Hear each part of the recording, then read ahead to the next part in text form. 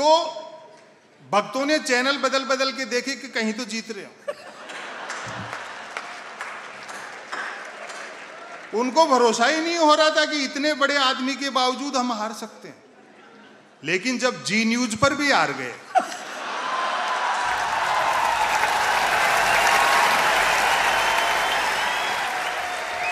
जमाना ऐसा था जब मैं भी प्यार प्रेम की कविताएं लिखता था। अच्छा। जब तक अकलदार नहीं निकली थी।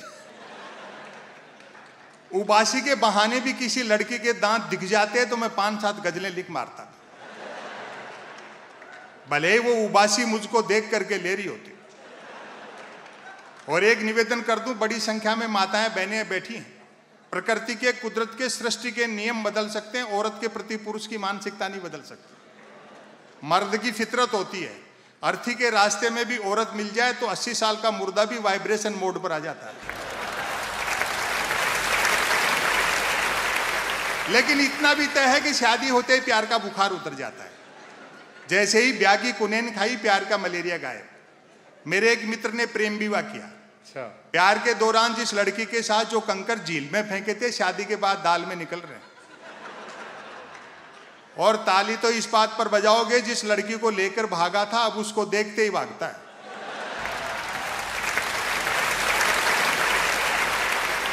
शादी के 3 दिन बाद मिला। मैंने कहा नया नया प्रेम विवाह किया, पत्नी को लेकर सिनेमा जाए, सैर सपाटा करके मंदिर मंदिर भटकता है। बोले भाई साहब सुना है जोड़े ईश्वर बनाता है, बस उसी को ढूंढना। ये वो त्याग और समर्पण का काम है। प्यार मोहब्बत बलिदान मांगता है। मैं ऐसे कई लड़कों को जानता हूं जो कॉलेज के जमाने में मेरे साथ पढ़ते थे, जिन्होंने अपने बाप की गाड़ी कमाई से प्रेमिकाओं को जलेबी खिलाई, आजकल शहर के नामी हलवाई बने हुए। और मेरे मित्र का त्याग तो प्रेम के मामले में महात्मा बुद्ध से भी बड़ा है। बुद्ध अपनी पत्नी और बेटे को सोता हुआ छोड़कर चले गए थे। वो रोज रात को इंतजार करता है कि लुगाई सोए तो घर में घुसूं। और देखो, मैं तो हिंदी साहित्य का विद्यार्थी था। राष्ट्रभाषा और भारतीय भाषाओं की जो दयनीय स्थिति है, मैं हिंदी का विद्यार्थी था तो मुझसे तो कौन प्रेम करती। हालांकि इस मामले में सौभाग्यशाली रहे डॉक्टर कुमार विश्वास, क्योंकि इनकी इंजीनियरिंग से शुरुआत हुई थी। अजमेर में ससुराल है इनका, शायद इसीलिए ख्वाजा को गरीब नवाज कहते हैं।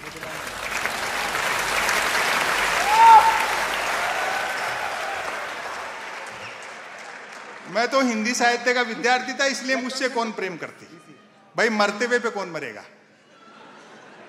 लेकिन मेरे साथ 2 चीजें ठीक थे। एक तो साहित्य का विद्यार्थी था तो भाषा अच्छी थी, दूसरा मैंने ट्रकों से शेरो शायरी उतार रखी थी। ट्रकों से तो प्रेम करने वाले मुझसे प्रेम पत्र लिखवाते थे, और मैं जिसका प्रेम पत्र लिख देता था उसके 2 नतीजे जरूर निकलते थे। अच्छा। या तो उसकी शादी हो जाती थी या फिर वो पिटता था। हालांकि बात एक ही है,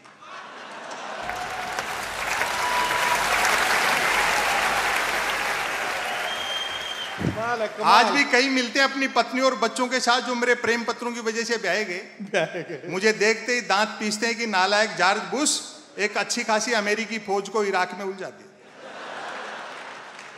हिंदुस्तानी आदमी आम दिन तो छोड़ो, 14 फरवरी को वैलेंटाइन डे आता है, उस दिन तक सुख से प्रेम नहीं कर सकता। 14 फरवरी को श्री राम सेना वाले तो ये कह देते हैं कि जो भी प्रेम करता हुआ मिला उसको पीटेंगे।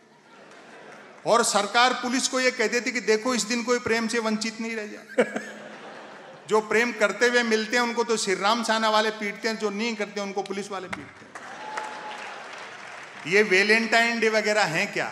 मेरे ख्याल से वैलेंटाइन डे एक सोने का हिरण है जिसे बाजार के जंगल में उन कंपनियों ने छोड़ रखा है जो धनुष बाण का बिजनेस करती है।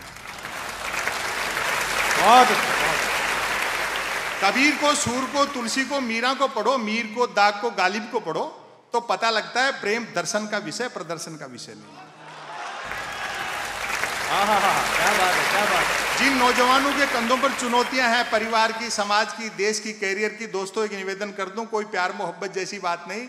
ये मीडिया के बंधु नेह के नाम पे अपनी टीआरपी तलाशते हैं। समय बदल गया, समा का स्थान ट्यूबलाइट ने ले लिया। परवाना जलने की गरज से जाता है तो छिपकली खा जाती है। टीवी वाले भी क्या हद करते हैं साहब। अभी तो जैसे 3 प्रदेशों में आपने देखा कि चुनाव और बीजेपी शांतिपूर्ण ढंग से निपट गए। तो भक्तों ने चैनल बदल बदल के देखे कि कहीं तो जीत रहे हो। उनको भरोसा ही नहीं हो रहा था कि इतने बड़े आदमी के बावजूद हम हार सकते हैं। लेकिन जब जी न्यूज पर भी हार गए,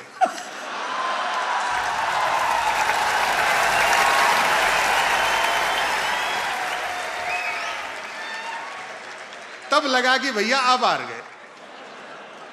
वो प्राइम टाइम में न्यूज चैनलों पर बहस देखते हो, जैसे किसी जमाने में अवध के नवाब मुर्गे लड़ाते थे। अमूमन 4 जन बहसी आते हैं, एक मुद्दे का समर्थक, दूसरा मुद्दे का विरोधी, तीसरा बुद्धिजीवी दोनों को हड़काने वाला, और चौथा एंकर तीनों को भड़काने वाला। और व्यंग पर आपकी दाद उठेगी, चौथा एंकर तीनों को भड़काने वाला। बहस होनी होती है गरीबी की रेखा पर और करते रहते हैं रेखा की गरीबी पर।